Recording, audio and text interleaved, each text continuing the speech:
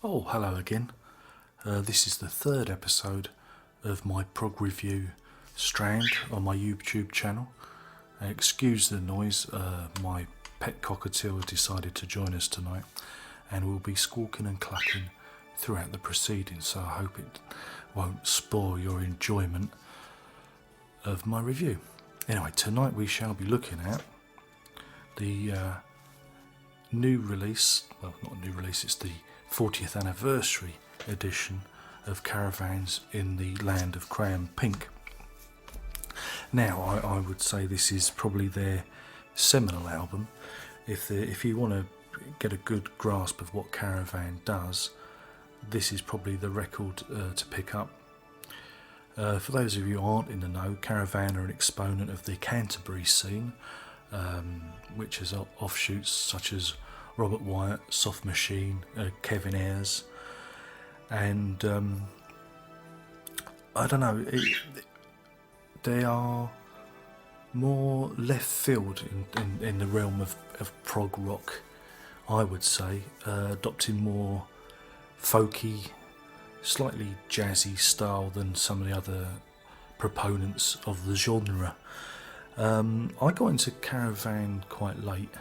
I think it must have been about the year 2000, 2001 when they released their compilation that year. And I picked it up and was very impressed with what I heard, and I subsequently went about buying all their records. So yeah, this year when the 40th anniversary edition of the record came out, I snapped it up because I wanted to hear the surround sound mix that had been prepared by Stephen Wilson of Porcupine Tree. He's the guy that has been doing the surround sound mixes for the King Crimson 40th anniversary remasters, so I was interested to see how he was going to interpret this music, two very different kinds of band.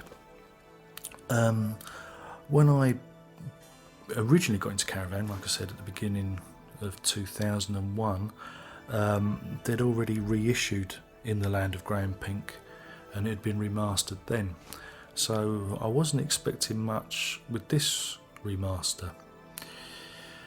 The interesting thing about this new collection is you get a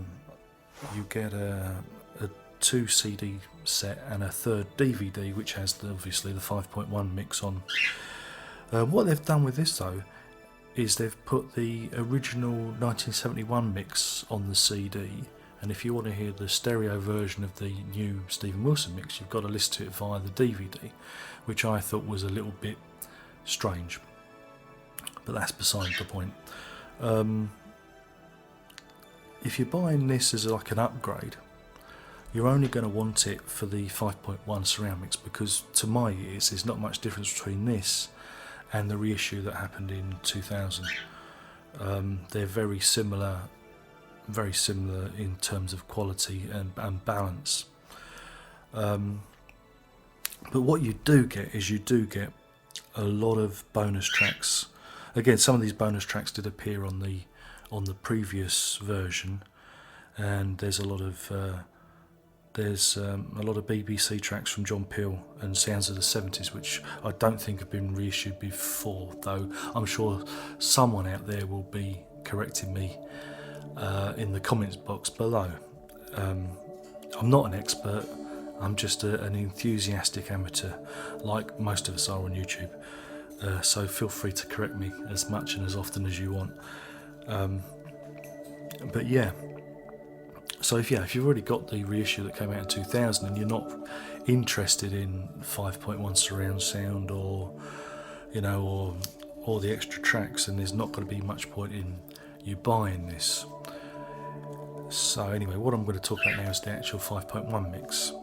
The thing about Caravan is they're a band that very much what I call a performance band, and what you hear on record is probably what you would have heard live. There's not many overdubs, there's not many sound effects, so what you hear is what you get. And with the 5.1 mix, all that Stephen Wilson has done is spread the instruments around. There's no extra things to really pick out in the mix. I mean, that's not to say it's not bad, there's just nothing here extra that you're going to notice. I think the acoustic guitars are more mixed to the front, and of course if you've got a subwoofer attached to your system, you'd certainly feel the bass and the bass drum a lot better. But you know, it's a very sensitive mix. You know, there's nothing that's going to shock you. What you do get on the DVD is you get 2 videos from the Beat Club program from Germany, a version of Golf Girl and Winter Wine. I think both of these you can see if you do a search on the obligatory YouTube. So if you haven't seen those already, you know, well, if you're a fan, you've probably searched for them on YouTube, so they're not going to be a big surprise to you. But what you do get in the package is a very nice thick booklet with extensive liner notes and some pictures I've not seen before. So I think it's on the market for about $12.99. So it's very good value. You know, it's not bad. You're not going to waste your money. My only criticism is the packaging. With these deluxe editions, what they used to do in the past was to put them in a plastic slipcase. What they've done, obviously to save money or be friendly to the environment, is to just put a little bit of sticky tape to hold them together when you buy them, and which you split. But you end up with a package that kind of slips around a bit and flops open, you know, a bit unenthusiastically. But that's me just being a bit of a packaging pedant there.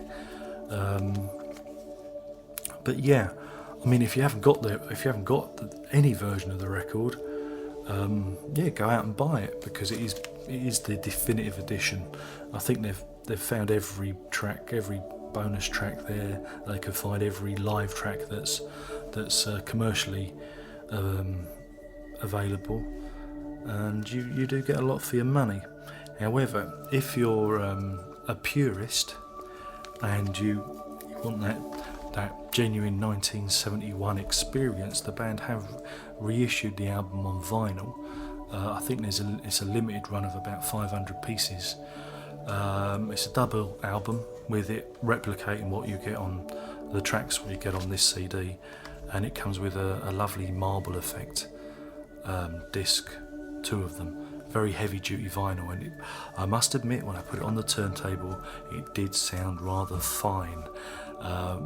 Quite different to the CD, obviously, because you know, LPs and CDs are, you know, neither fish nor fowl. But if you want to relive your youth and you want the genuine vinyl experience, you can pick up the vinyl out there too. They do very good justice to the original album sleeve too with this new packaging. But yeah, what would I give it as a rating? Well, I mean, it's a pretty definitive collection, and if you're a Caravan fan, I don't think you're going to be disappointed. And for $12.99, brilliant value. So I'm going to give this 5 blind dog at St Dunstan's out of 5. That's 5 blind dog at St Dunstan's out of 5. My name's Darren Locke, and you better prog on.